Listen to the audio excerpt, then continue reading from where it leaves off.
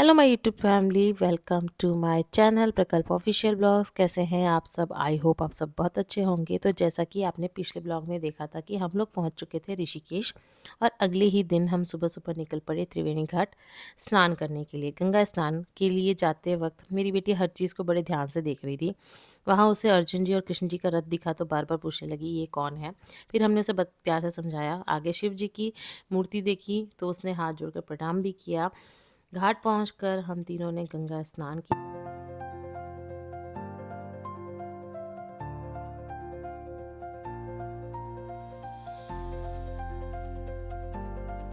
तो यहाँ मैंने अपनी बेटी को नहलाकर उसके कपड़े चेंज कर लिए थे। उसके बाद मैंने गंगा स्नान किया, हस्बैंड कर चुके थे और फिर लास्ट में मैंने किया था।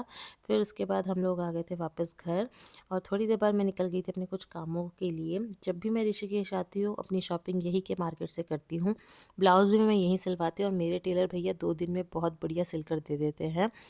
और आप में से कौन-कौन जाकर मायके शॉपिंग करता है? मुझे तो सच में वहीं से चीज़ें लेने में एक अलग ही सुकून मिलता है। फिर शाम को हमने खेला अपना फ़ेवरेट गेम लूडो, और जैसा कि हर बार होता है खेलते-खेलते छोटी-मोटी जो नोक-झोंक होती रहती है।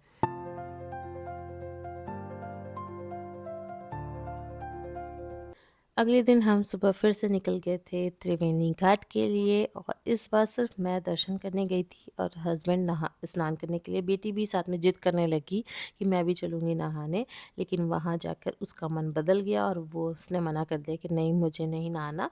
बस वो सीढ़ी पे बैठकर ही देख रही थी। उसको बहुत अच्छा लगता है, मतलब पानी के आस-पास जाती है तो बहुत खुश होती है।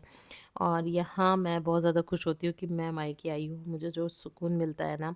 और त्रिवेणी घाट मेरे घर से बहुत ज़्यादा दूर नहीं है, तो हम लोग जब भी मन करता है तो आ जाते हैं। पहले भी था कि शादी से पहले जब भी लगता था कि हाँ, कहीं जाना है तो सिर्फ त्रिवेणी घाट जाके बैठ जाओ। इतना इतना मज़ा आता था, इतना सुकून मिलता था। दोस्तों के साथ भी, कभी अकेले भी आके मैं बैठ जाती थी। तो यहाँ हम लोग पहुँच गए थे, एंड उसके बाद चले गए थे स्नान करने के लिए।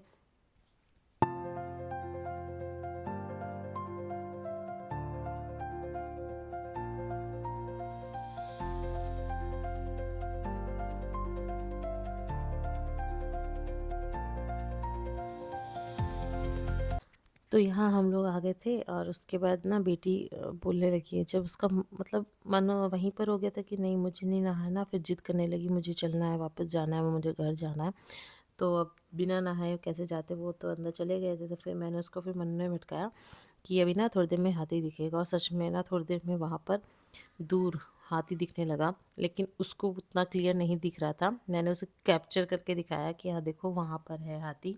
उसके बाद उसने कोशिश किया कि हाँ वो देखो, लेकिन इतना दूर था ना, तो उसको इतना क्लियर नहीं समझ आ रहा था कि वहाँ हाथी है। तो बस उसको किसी तरीके मन उलझाया रखा, और उसके बाद थोड़ी देर रुकने के बाद हम लोग चले गए थे अपना कुछ मार्केट से सामान लेने।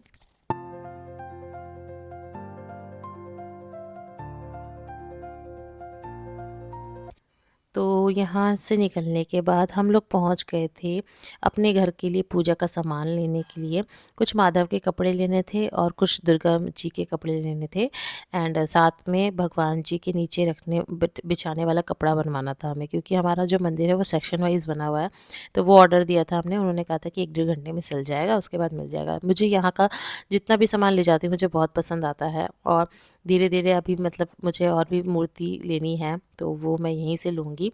उसके बाद हम लोग पहुँच गए थे बर्गर सिंह। मेरी बेटी का मन था बर्गर खाने का, और क्योंकि वो अगले इस 1 दिन पहले जब गंगा जी में नहाई थी तो थोड़ा-सा उसकी तबीयत ठीक नहीं थी। तो वो ऐसे ही चिड़चिड़ कर रही थी। तो हमने कहा कोई बात नहीं, कभी-कभार बनता है, और वैसे हम लोग मोस्टली उसको बाहर का नहीं खिलाते हैं।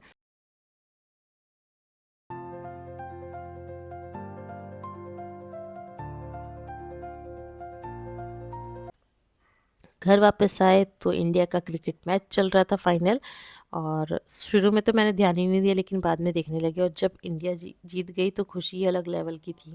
वैसे मुझे इतना ज़्यादा पसंद नहीं है क्रिकेट देखना, लेकिन जब बात हो अपने तो यहाँ हम लोगों की खुशी देख के आप लोग को दिख ही रहा है कि हम लोग कितने खुश हो रहे थे। एंड उसके बाद हम लोग चले गए थे सोने, क्योंकि नेक्स्ट डे हमें निकलना था वापस दिल्ली के लिए, क्योंकि 2 दिन के लिए